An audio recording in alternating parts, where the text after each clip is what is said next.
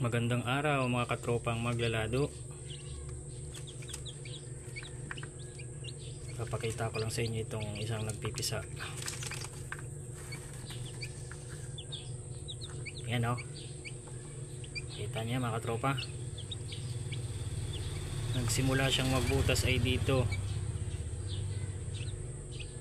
Unti-unti nag-crack siya papunta dito.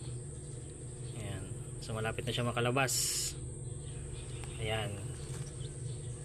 Ganyan po kahirap ang pinagdadaan ng sisiyo bago mapisa. Tingnan nyo naman. Oh. Ikaw baga naman ang ikutin ang ulo. Ikaw daw magpara-iikot ang ulo pag hindi ka nahirapan. Ayan. Umiikot yung ulo nila. Ayan oh. Galing dito. Pag ganyan. Ayan. Malapit na siya makalabas. Nabutwa na. Amazing.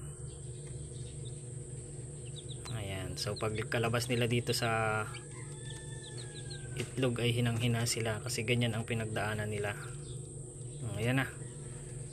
Utay-utay nang lumabas.